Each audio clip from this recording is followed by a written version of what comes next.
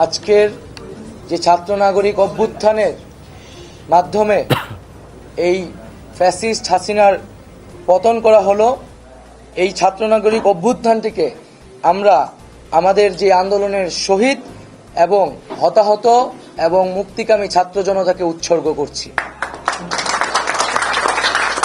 আমাদের এক দফা এবং কমিটমেন্টটি আমরা এই মুহূর্তে স্মরণ করিয়ে দিচ্ছি।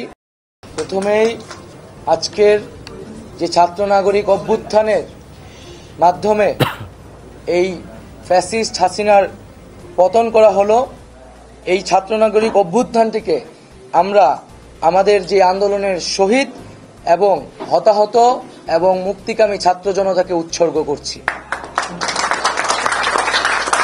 আমাদের এক দফা এবং কমিটমেন্টটি আমরা এই মুহূর্তে স্মরণ করিয়ে দিচ্ছি।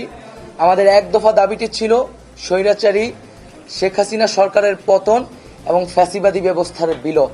কারণ আমরা মনে করি যে কেবল ব্যক্তিকে সরালেই সমস্যার সমাধান হবে না, বরং যেই রাষ্ট্রীয় কাঠামোর মধ্য দিয়ে এই ধরনের ফ্যাসিজম তৈরি হয়, সেই কাঠামোরও বিলোপ করে একটি নতুন বাংলাদেশ, একটি নতুন রাজনৈতিক বন্দোবস্ত আমাদের করতে হবে।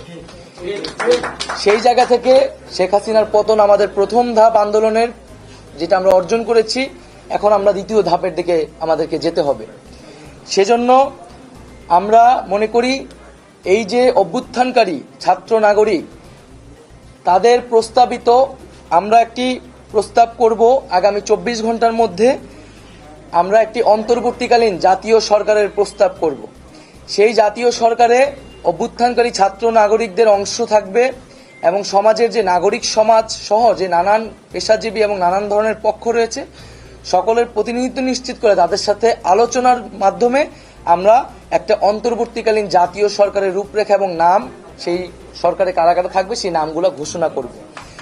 কারণ আপনারা সকলেই জানেন যে আমরা আসলে গত কয়েকদিন ধরে খুবই ব্যাপক নিরাপত্তাহীনতার ভিতরে ছিলাম, যোগাযোগ থেকে বিচ্ছিন্ন ছিলাম।